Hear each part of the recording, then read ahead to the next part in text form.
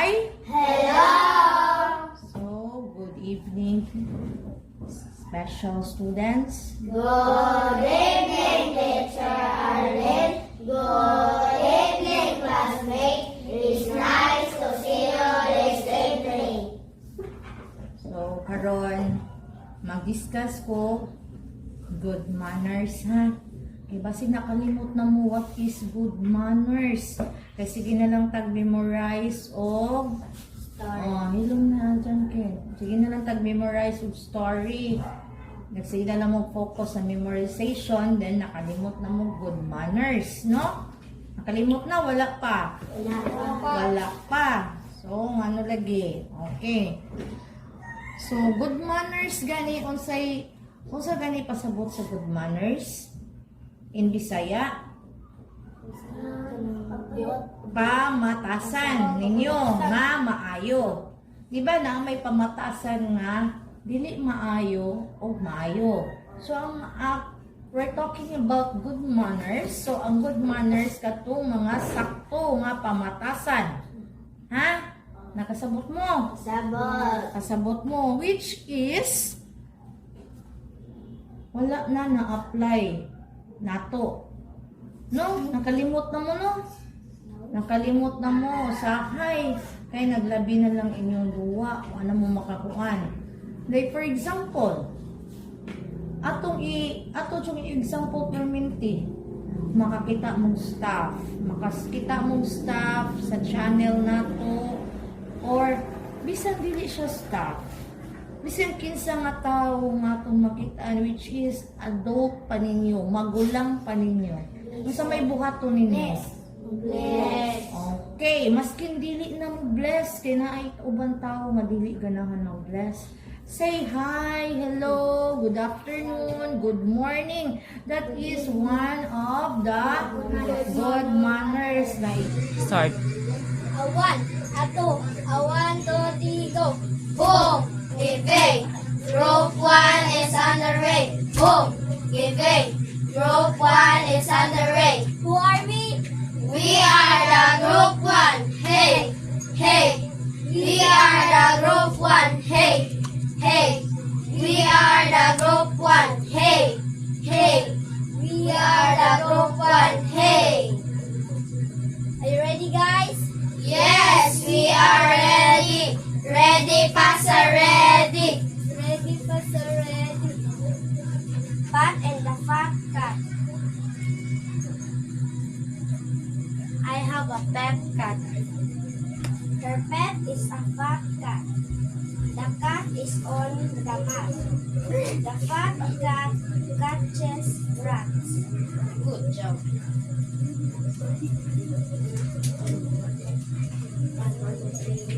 Kamsahamnida. Okay, students, be ready. We're going to have a learning game. So I call this one learning game.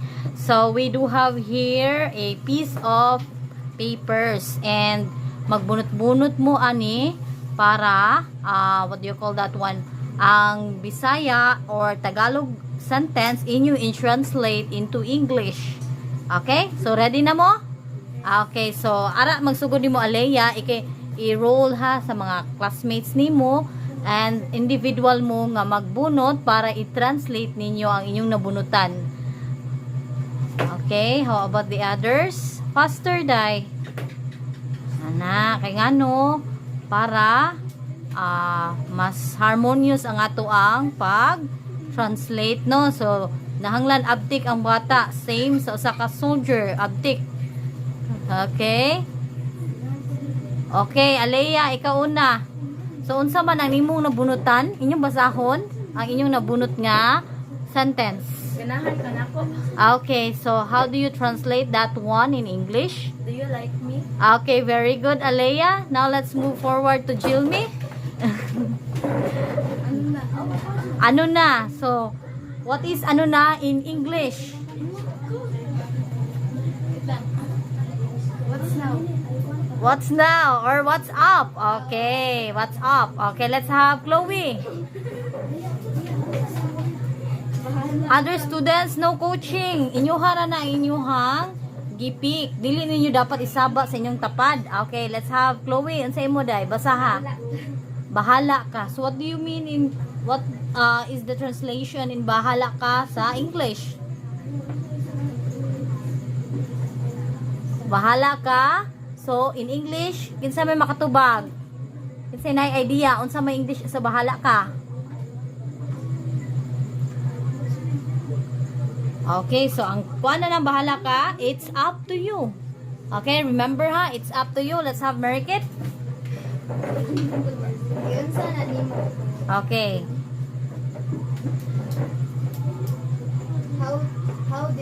How did you do that? Giunsa na nimo.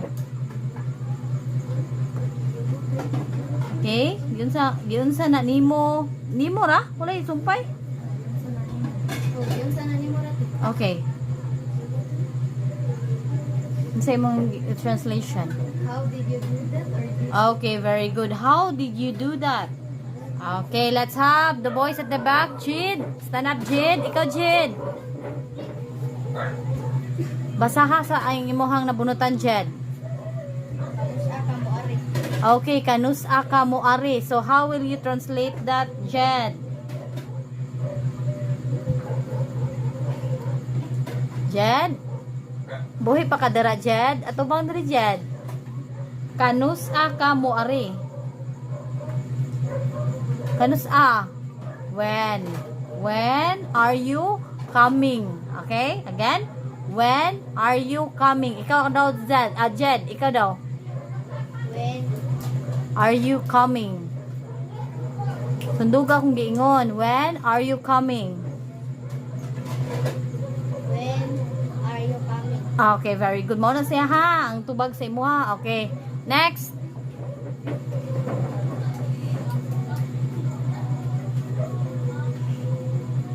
Pagdali. Okay, ganahan ko nimo. So unsa man ang ganahan ko nimo? I like you. Very good. I like you. Kinsa man imong gilike? Si Jid. Basi na sa table 1 ang imong gilike ha. Okay, na last. Kinsa last? Aw na pa si Desiree day no? Okay, Aljin basaha imo ha. Unang uros naman ay katulo. Ganahan ko ana. Ganahan ko ana. So, how do you translate that in English? I like that. Agay, kamao gid ang buing da. So, sunod, Desiree, aritan Desiree. Galing naman. Galing naman. So, what do you how do you translate that one? You're so good. Agay, kamao po da. Or, good job. Okay? So, marihan na slag thought. So, ganahan mo sa atong game karon nalingaw mo? Okay, so magandaan na tanong sa para mas ma-enhance inyong pag-translate Visayan into English. Fighting! Good afternoon, everyone. Good afternoon, Teacher Sheila. Okay, today is May 23. Another Thursday, another story. So, karon mag-partner ta ha. Si Gina o Juliet. The sea. Have you ever seen the sea? It is very large, deep and wide. The sea is closely related to our lives. We can get salt from the sea. We can catch seafood from the sea. We can swim in the sea. We can pick up the shells on the seaside. Okay, thank you. Next, Nigel and Jerry. The sea. Have you ever seen the sea? It is very large, deep and wide. The sea is closely related to our lives. We can get salt from the sea. We can catch seafood from the We can swim in the sea. We can pick up the shells on the seaside. The next, Leonard and Archie. The sea. Have you ever seen the sea? It is very large, deep, and wide. The sea is closely related to our lives. We can get salt from the sea. We can catch seafood from the sea. We can swim in the sea. We can pick up the shells on the seaside. Okay, thank you. Robina and Genevieve. The sea. Have you ever seen the sea? It is very large, deep, and wide. The sea is closely related to our lives. We can get salt from the sea. We can catch seafood from the sea. We can swim in the sea. We can pick up the shells on the seaside. Okay. Thank you, everyone. You're welcome, teacher Sheila. Bye-bye for now. Bye-bye.